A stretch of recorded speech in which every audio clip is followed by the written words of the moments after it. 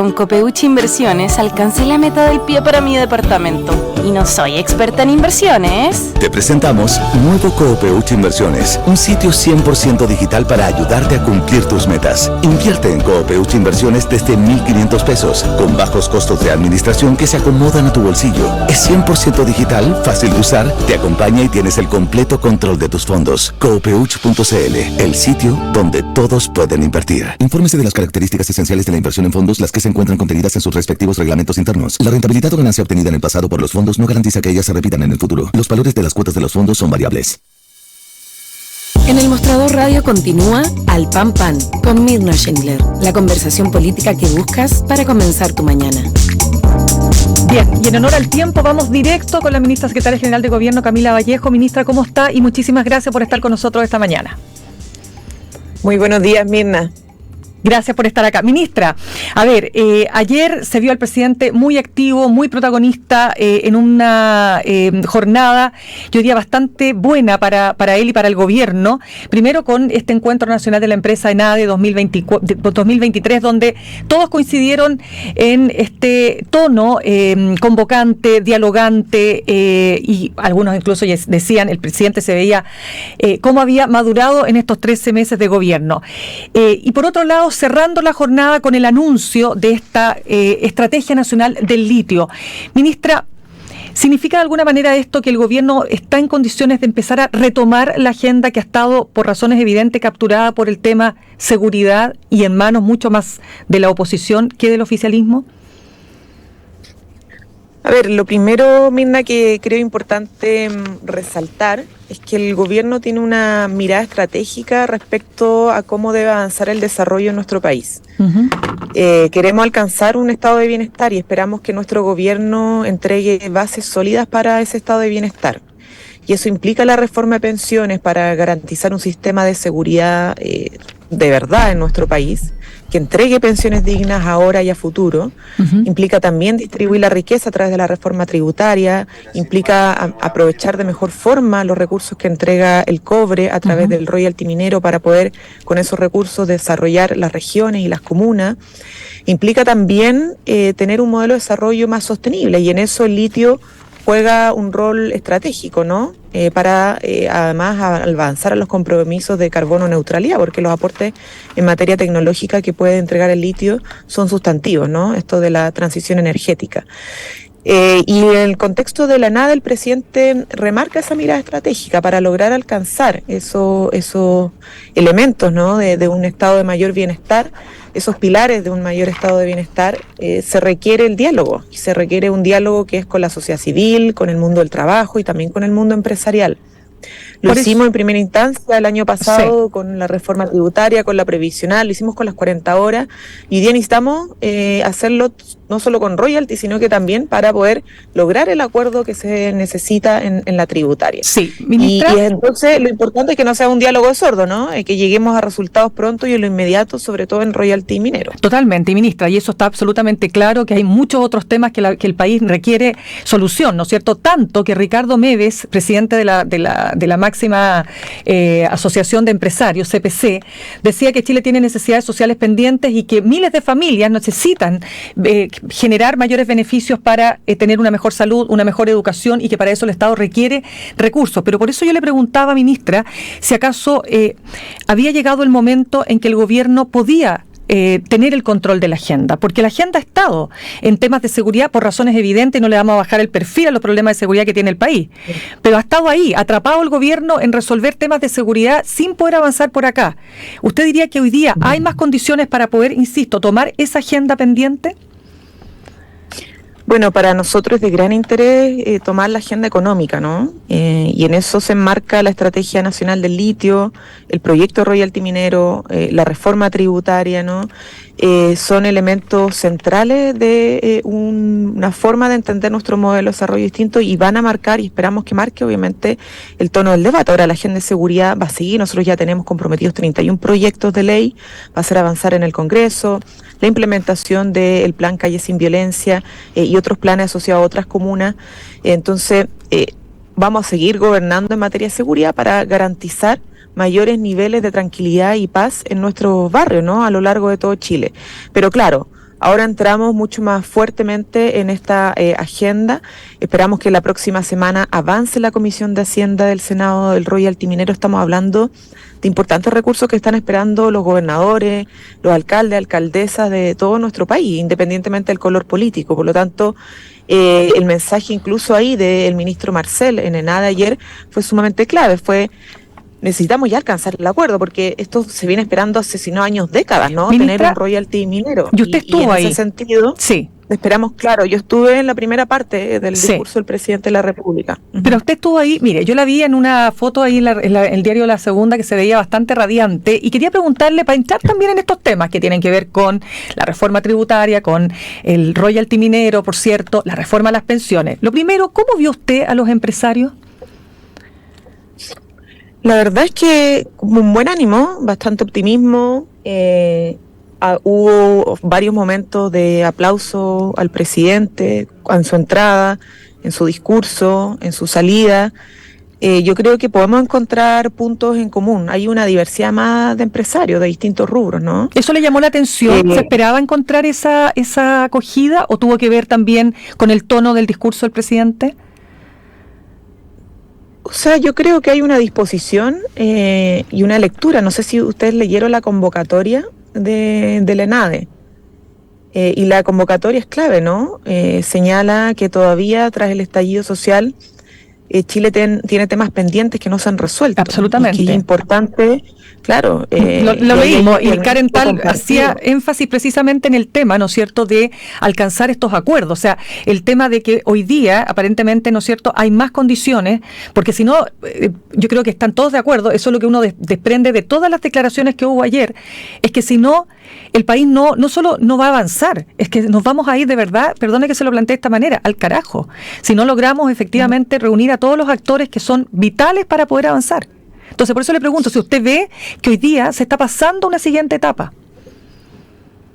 Yo vi un buen ánimo, y lo que tú dices, Mirna, o sea, lo comparto. No voy a decir esos términos, pero claramente el problema que tenemos es que si las instituciones del Estado, si los partidos políticos, si entre el mundo público y el mundo privado no somos capaces de dar una respuesta sólida y permanente a las grandes demandas de los chilenos y las chilenas, entonces la verdad es que empiezan a dejar de creer con cada vez mayor fuerza en las instituciones y en la democracia. Y eso es caldo de cultivo para los autoritarismos populistas. Cosas que ya estamos viendo por lo demás, ministra. Ya estamos viendo.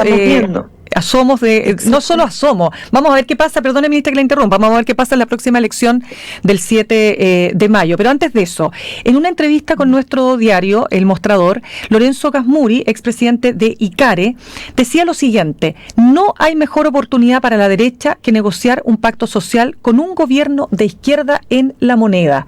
¿Qué le parece a usted ese planteamiento?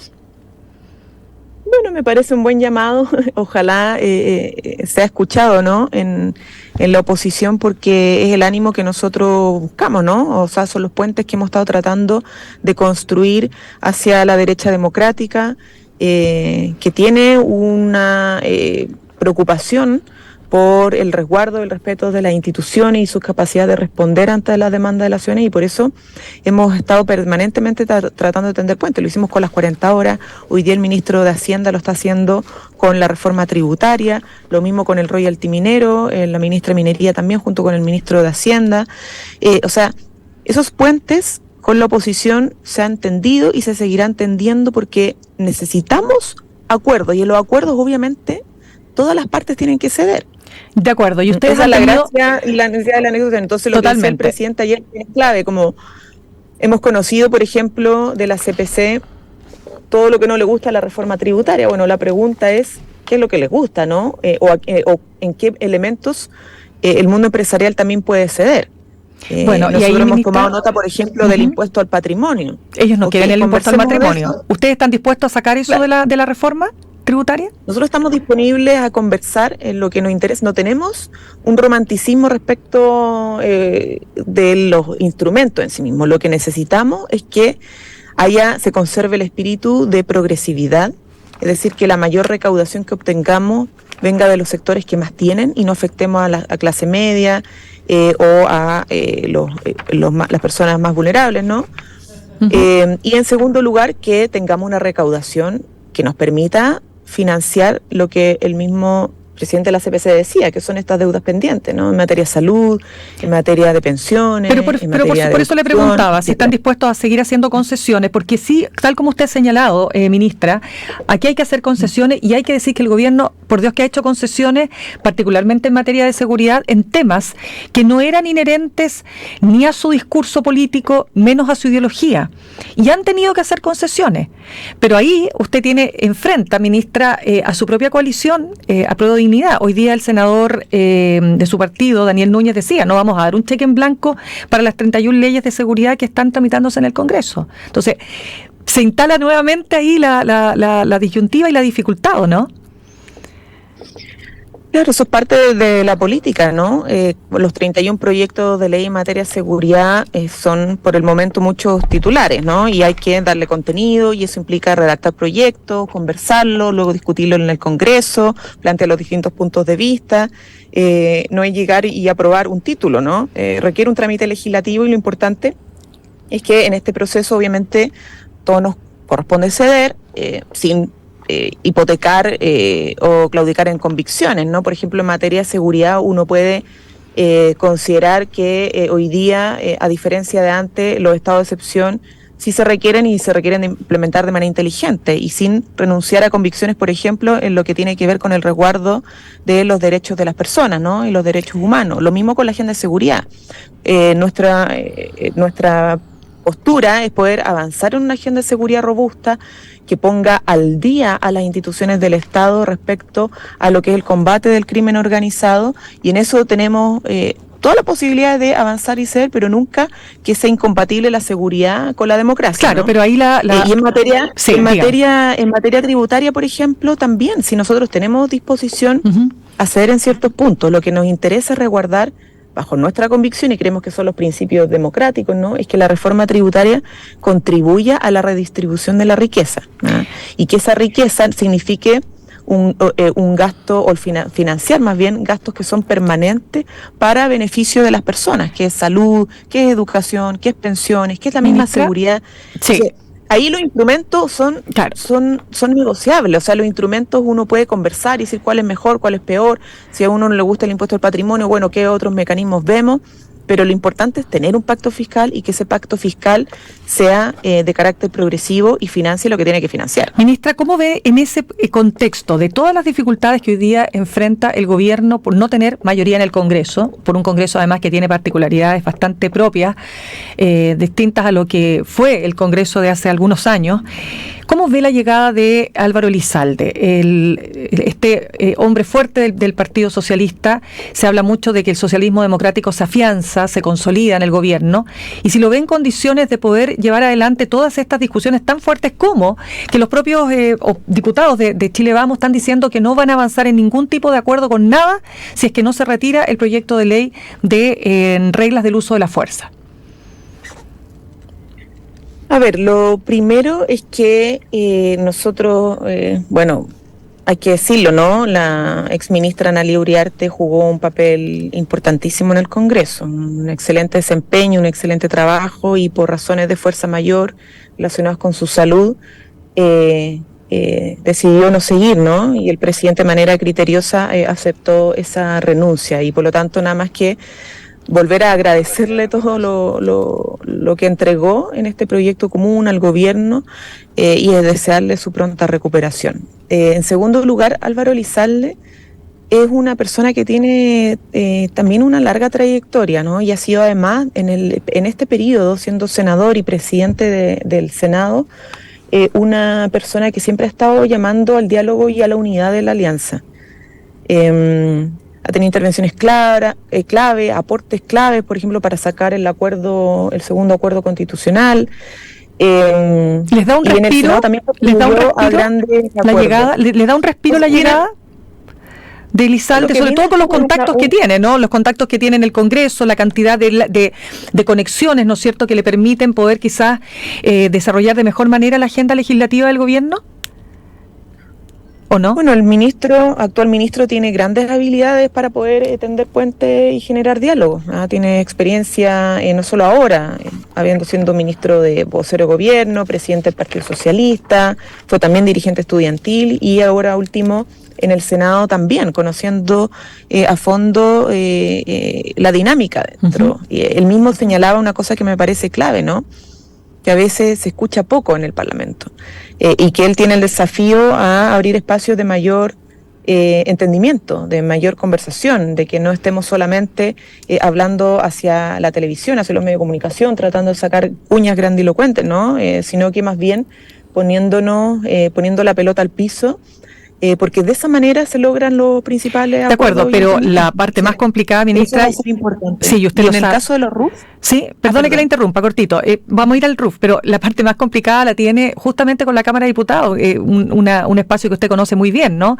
Ahí es donde está la mayor fragmentación y la mayor dificultad para llegar a acuerdos, ¿o no? Bueno, yo diría, no pondría en esos términos cuál cámara es más difícil. Creo que el Congreso en general con sus dos cámaras es muy desafiante. Hay obviamente mayor fragmentación, hay más fuerzas políticas, la incorporación del Partido Republicano en la extrema derecha del Congreso genera una polarización mayor, pero el ministro, claro, habiendo sido senador, tiene un conocimiento más específico de lo que es el funcionamiento del Senado, pero igual conoce y se relaciona con gran parte de los diputados y diputadas, y sobre todo del oficialismo, pero no solamente el oficialismo. Entonces yo creo que va a desempeñar un gran trabajo. ¿Y va a poder desactivar? Tiene habilidad política, tiene claro el proyecto de gobierno, tiene clara la responsabilidad que tienen para empujar los compromisos del presidente de la República, y esperamos entonces que sea un gran aporte. Y en ese sentido, ¿podrá desactivar esta tensión que se ha generado con las reglas del uso de la fuerza, el proyecto de ley de reglas de uso de la fuerza, o no? Yo creo que sí, pero es una tarea no solamente del ministro. En esto hay que comprender que el gobierno siempre está tratando de trabajar en equipo, ¿no? El Ministerio del Interior, la Secretaría General de la Presidencia, incluso nos ha tocado a otros ministerios conversar y aportar en la dirección de buscar los entendimientos. Ahora, yo creo que es importante el llamado público también a la oposición, un sector de la oposición, que luego de exigirle a la alianza y al oficialismo respaldar la agenda de seguridad del gobierno, luego ellos no quieren respaldar la agenda de seguridad del gobierno. ¿Qué le pide usted a la derecha? Entonces, ¿qué le pide usted? Que se parta por casa, ¿no? Que cuando se dice que el gobierno tiene que avanzar en una agenda de seguridad, cuando se dice que todos los sectores tienen que respaldar y el propio oficialismo respaldar la agenda de seguridad del gobierno, entonces que también se parta por casa, ¿no? Y una parte importante de la agenda de seguridad y del acuerdo suscrito con ambas cámaras fue la regla de uso de la fuerza. Ese proyecto es parte de los 31 proyectos que se acordaron. Entonces, es cumplir con esos compromisos, es partir por casa. Las reglas de uso de la fuerza más fueron solicitados por todos los sectores en un protocolo cuando se tramitó el proyecto de infraestructura crítica. Entonces fue una solicitud incluso de la oposición, ha sido una solicitud además incluso de las policías, elevar a rango legal las reglas de uso de la fuerza que existen hoy día más bien a nivel de protocolo.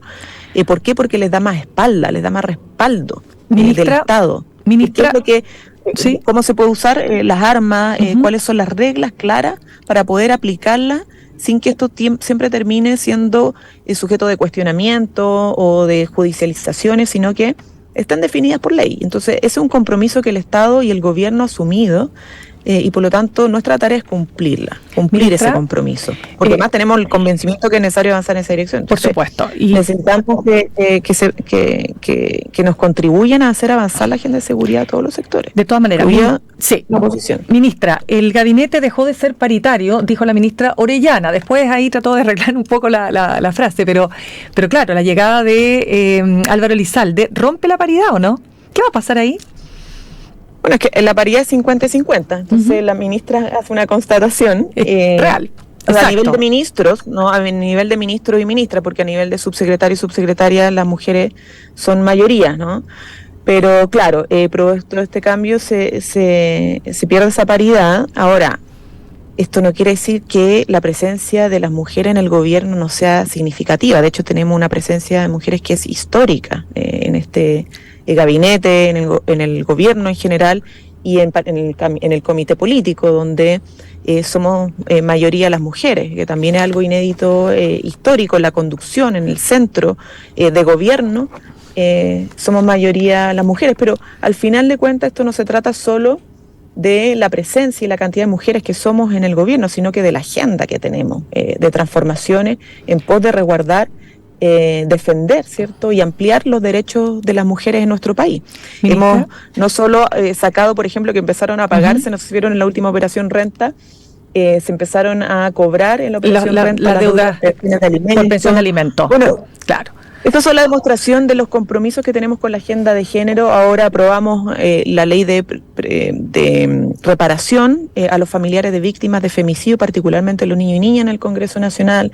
O sea, tenemos una agenda que tiene un enfoque de género importante y vamos a seguir en esa senda porque es nuestro compromiso programático, independientemente de este reciente cambio de gabinete, ¿no? Ministra, una mujer, presidenta del PPD, Natalia Piergentili, decía ayer en una entrevista que se cae la teoría del reemplazo, de que iba a venir una nueva generación muy avesada, muy prístina, a mejorar todo aquello que esta otra generación no había podido hacer. ¿Cómo lee usted?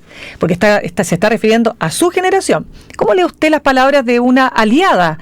Se hace un encuentro, un cónclave, y de las dos alianzas, quiero decir, de las dos coaliciones, mejor dicho, y sale después la presidenta de un partido importante, el socialismo democrático, a decir esto. ¿Cómo lo lee usted? O sea, yo creo que me imagino que le estará hablando, no quisiera interpretarla, ¿no? Porque ella obviamente es dueña de sus palabras, pero habían sectores que tenían fantasmas, ¿no? De que venía una generación a cambiarlo todo, y eso eran fantasmas de los cuales yo no me puedo hacer cargo. Ya.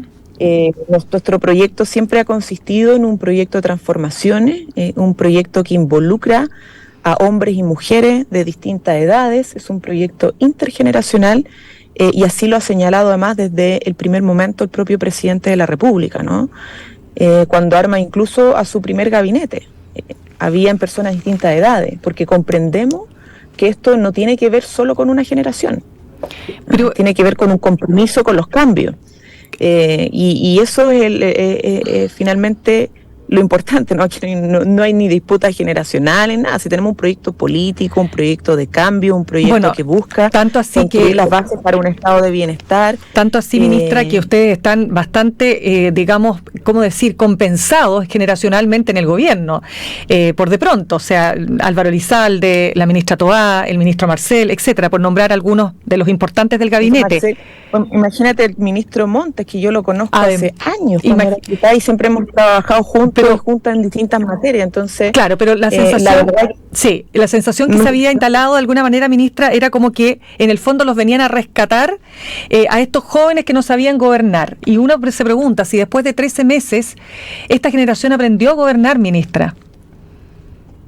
No, a ver, yo creo que es que son los discursos de otros, ¿no? No son los nuestros, ni que venimos a reemplazar una generación, ni que necesitamos ser rescatados. Esto es una construcción colectiva. Tenemos que jugar en equipo porque así se ganan los partidos, ¿no? Y nuestro partido, y como entendemos que se gana un partido, es logrando conquistas para nuestra gente, como fueron las 40 horas, y ahora esperamos que con la Estrategia Nacional del Litio, que nos va a permitir mayor desarrollo, mayor riqueza, generación de una industria sostenible a nivel país, ¿cierto? La reforma de las pensiones que también necesita la gente. O sea, esto hay que jugarlo en equipo, ¿no? No se trata de jóvenes contra viejos, de una coalición contra otra coalición. Pero ustedes no tenían experiencia en gobernar, si eso es real. Se trata, pero es que... No, pero por eso, es un hecho de la causa. Por eso le preguntaba si en 13 meses usted siente que ya su generación ya sabe gobernar, ya está suficientemente entrenada, porque además ha sido terapia de shock, ¿o no? Bueno, nos ha tocado gobernar momentos muy difíciles, ¿no? Pero hemos sabido enfrentar las dificultades con decisión. Y no son excusas para poder avanzar en todo lo que tenemos que avanzar. Evidentemente todos estos procesos implican aprendizaje. Chile ha cambiado, hay que saber leer el momento, y eso es para todos y todas, no es solamente para los jóvenes, también para las personas mayores. Por lo tanto, yo creo que hay que superar esta lógica como de disputa de quién tiene más experiencia y quién tiene menos experiencia, quién tiene más edad, quién tiene menos edad, porque al final de cuentas, incluso con la juventud, hay quienes hemos tenido larga experiencia en política. Desde el movimiento estudiantil, desde el Congreso Nacional, empujando cambios, estableciendo diálogos, puentes, y hoy día también nos toca estar en el gobierno enfrentando distintas dificultades, ¿no? Y la experiencia que hemos tenido, aún siendo jóvenes, en otra instancia nos sirvió mucho para poder hacer avanzar el programa de gobierno y para poder gobernar, ¿no? Entonces creo que no sé, yo no entiendo la política en esa clave, ¿no? De disputa generacional, y no lo veo dentro de nuestro gobierno. Nosotros tenemos ministros, ministras, subsecretarios y subsecretarias que, independientemente de su edad, independientemente de si habían trabajado o no en el Estado, estamos con un compromiso para hacer avanzar el programa del presidente Gabriel Boric, y trabajamos todos los días por sacar adelante este programa, poniendo en el centro y poniendo a disposición todas nuestras capacidades para ello. Ministra, se nos acaba el tiempo, pero muy cortito. Una pregunta que nos quedó pendiente por el tema del litio, y que tiene que ver con por qué se decide ingresar el proyecto de ley para crear la Empresa Nacional del Litio recién el segundo semestre. Estábamos conversando con un experto que decía que estamos con tiempos muy encima, porque los plazos se acaban, o sea, se acotan y se acortan los plazos para que este boom del cual nosotros queremos ser protagonistas, ¿no es cierto?, nos permita recoger y recaudar la cantidad de dinero que se requiere para poder avanzar justamente en los planes que usted señala. Entonces, ¿por qué se lanza recién el segundo semestre? ¿O por qué se presenta, mejor dicho?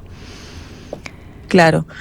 Bueno, Mina, lo que tú dices es muy importante. Por eso en la Estrategia Nacional del Litio no solamente está el ingreso del proyecto de ley para la creación de la empresa nacional, sino que está la decisión política de mandatar a Codelco, que en representación del Estado se ponga a conversar con las empresas y encuentren el camino para que podamos participar ahora en los procesos de extracción y de la riqueza que genera el litio, ¿no? O sea, parte de la estrategia es poder no esperar al 2030, que es cuando vence el contrato de arrendamiento de la empresa más grande que explota el salar de Atacama. Claro. SQM, claro, porque ellos se les vence el 2030. Al BEMARLE se le tiene un plazo mayor, pero nuestra decisión es no esperar eso solamente, es poder entrar ahora con participación del Estado. Perfecto. El objetivo es que en esa entrada al proceso productivo tengamos un control, ¿no? O sea, tengamos una participación mayoritaria. Por lo mismo es lo que tú dices, o sea, queremos entrar ahora, o sea, no perder más tiempo en este ámbito. Ahora, el proyecto de ley nos va a permitir, si es que logra aprobarse, porque ese es nuestro objetivo, darle un marco institucional más grande, ¿no? Pero ya tenemos empresas que ya estarían haciendo, adelantando el trabajo. Perfecto. Exactamente. Y bueno, y la creación del Instituto Tecnológico, ¿no?, de Innovación y Tecnología en Litio y Salares, que eso no requiere ley, eso también podría empezar a implementarse este año. Y junto con ello, además, bueno, todo lo que son las conversaciones y diálogos con las comunidades, porque ahí también parte de la estrategia es sentarnos a conversar con las comunidades, con muchas ya hemos hablado, pero reforzar ese diálogo de cara a lo que va a ser el ingreso del proyecto de Empresa Nacional del Litio, que es el compromiso que hemos hecho, y con las autoridades locales también, como los gobernadores. Muy bien, pues ministra Camila Vallejo, muchísimas gracias por haber estado con nosotros esta mañana. Muchas gracias a ustedes por la entrevista, que estén bien. Lo mismo. Nosotros cerramos nuestro programa de hoy, los dejo invitados con Fran Castillo, Juntos y Revueltos, y nos reencontramos mañana mañana es sábado, el próximo lunes a las 8 en punto. Copeuch Inversiones, el sitio donde todos pueden invertir, y Universidad Central,